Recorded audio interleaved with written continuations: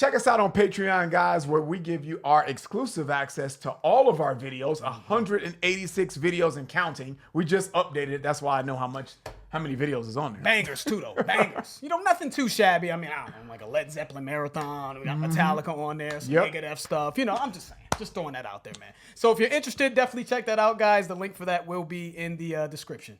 What's up, guys? Your boys are back. I'm Ryan, my man, George. We're about to get to them grits. Yeah, man. Shrimp and grits, boy, right here.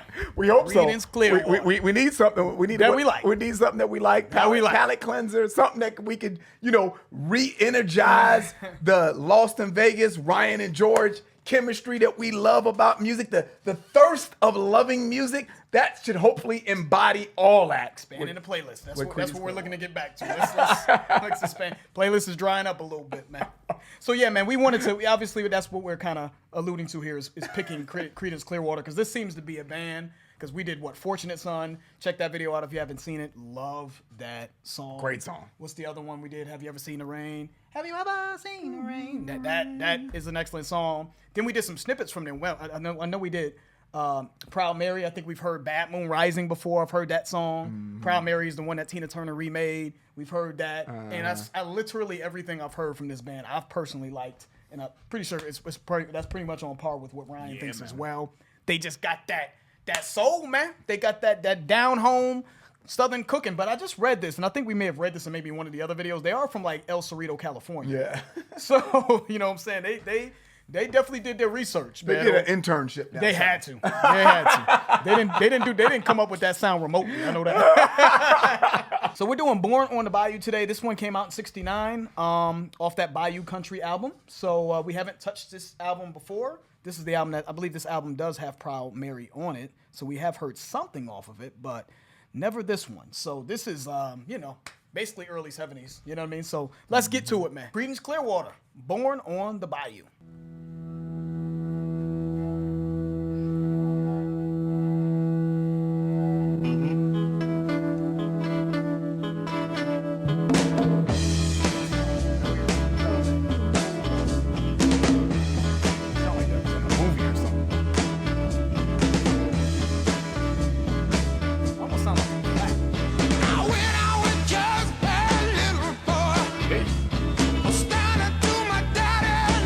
Playlist. Yeah. Playlist, yeah. Yeah. That's all I need. You know what it is? That's all I need. You know what it is, man? You know, I'll stand up playlist. Yeah. Just sound like struggle. Just sound like struggle. That's what it is, I don't know man. what's going down in El Cerrito. Yeah. You know what I'm saying? But when you hear that struggle. This is their Scarface, Brian. This is like Al Pacino playing a Cuban and shit. Like, and Cubans was like, God damn, Al Pacino. Like, are you Cuban? This is like dudes that's not from the down home swamp Bayou. Yeah. They not even from the Bayou, and they sound like they're from the Bayou. This is their Scarface, man. Excellent. I do want to say one thing, though, man. We did the Led Zeppelin Black Dog reaction, and that was actually, Ryan was rocking with that one, and I think that was a solid song from them. And I had mentioned something along the lines of imposter syndrome. Like I felt like. Blues, the sort of heart of blues. I don't know if they sort of encompass that, in my opinion, sort of from what I'm used to coming up and listening to, sort of that pure down home swamp, born in the bayou blues, take you to church blues. And I want to use Creedence Clearwater as an example of a band that I think does that beautifully. And it's important to kind of point out that they're white. So I didn't want to make it seem like, it's a white guy singing blues. Oh, they can't. Not that anybody said that. No, but I want to make sure that there's no confusion, right? I want to make sure that y'all know that you can be white and embody that, though. You know what I mean? Stevie Ray Vaughan, Creedence Clearwater. Yeah. All great examples. The Allman Brothers. I want to make sure I name them. They all can take you there. They can sort of encompass they got the sauce. That purity of it. You know what I'm saying? They can take you to church. So I just want to make sure y'all understand the difference. The Led Zeppelin, great band, very talented band, great musicians, but they sound like what they are. They sound like English dudes that appreciate blues and wanted to showcase it, but just in their own way, but maybe not necessarily attached to the core of it. You know what I mean? So I just want to make sure this is a band that sounds like they're attached to the core of it. Yeah. All right, man, let's start that back up.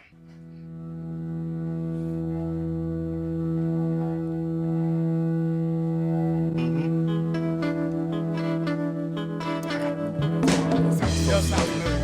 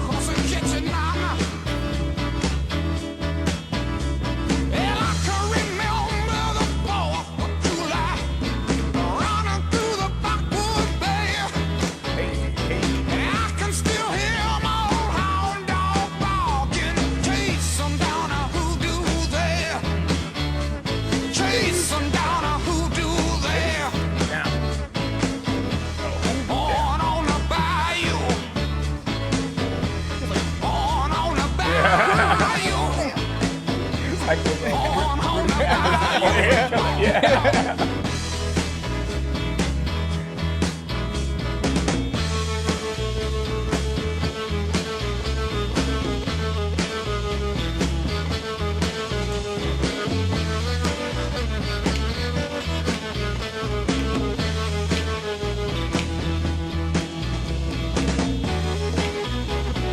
yeah. Yeah, they just followed the pimp manual to the T. They got it. That's what they did. They got it.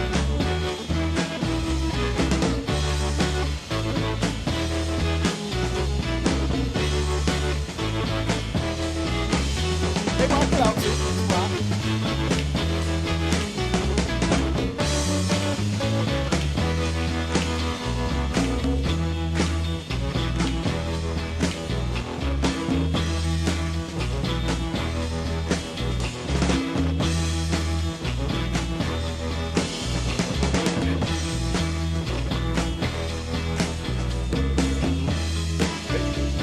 Hey, Jamming. Wish I were back on the bayou, hey. rolling with some Cajun queen. Wishing I were a bad train, got the juggling on down to New Orleans. On the bayou, on the bayou, on the bayou. Yeah, they fucking everywhere, brother.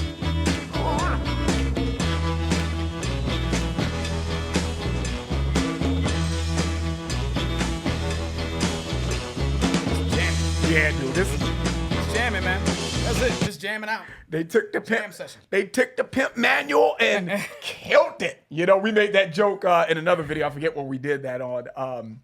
Because Cat Williams, who's a comedian, said that you know, Kevin Federline like followed the pimp manual to the T with that whole breakup with Britney Spears and shit.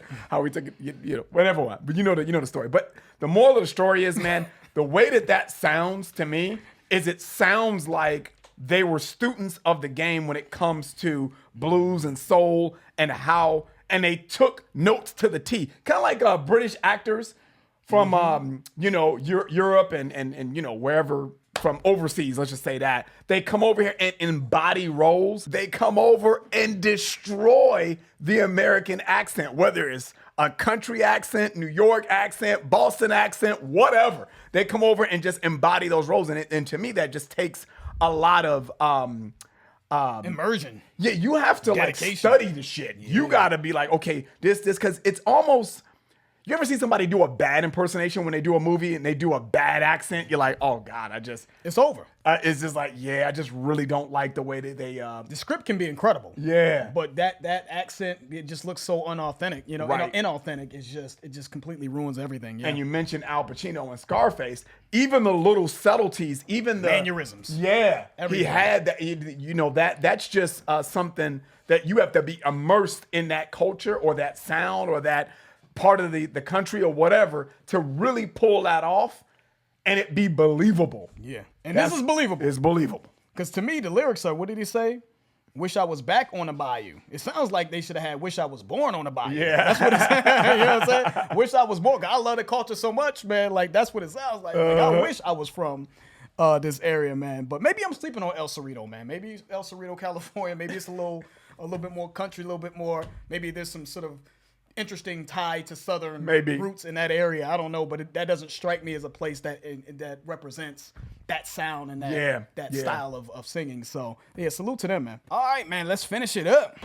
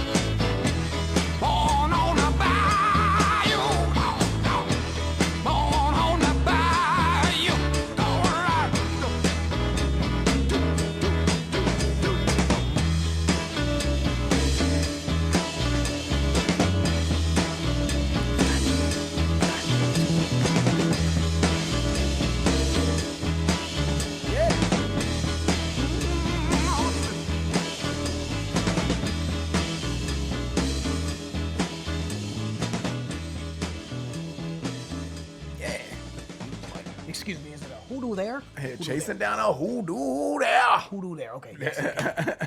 Go ahead, hit that. It's like, hoodoo there. Yeah, he killed that. You could just see it. Just sounds like he was like, you know, is it you know him getting the dude that's from the Bayou, like, you know what I'm saying? Getting the feedback. It's hoodoo there, correct? Okay, and just getting into like, damn.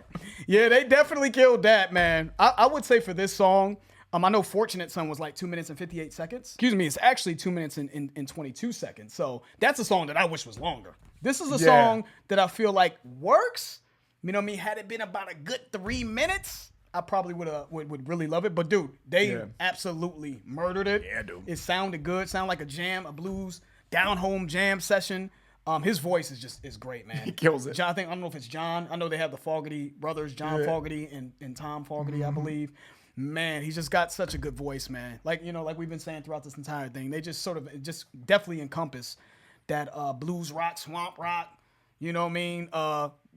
Country rock, whatever you want to call it. They just encompass that to the nth power, man. Yeah, we can bang them all day, easily. Good job, man. I like it. I ain't got shit to say. That shit was fire. Yeah, shout out to them. For me. Yeah, it's gonna be playlist for me. It's definitely gonna be playlist for me. So let's not get it confused. But if it was 3 minutes of just bam, it's just 2 verses, because I think that extra verse was just a little unnecessary, but still great, man. Shout out to them. Down home, man. Give us some more Creedence Clearwater, bro. That's all I know. Give us some more of them, man. Yeah, we can do that all day. Can't go wrong. Yeah. So far, anyway. So far. That's the end of the video. If you guys enjoyed that, please hit the like button. If you haven't subscribed, please subscribe. And also, guys, check out our Patreon channel if you're interested. It will allow you to get exclusive access to our content. The link for that will be in the description. I'm George. That's Ryan. Las Vegas. We out.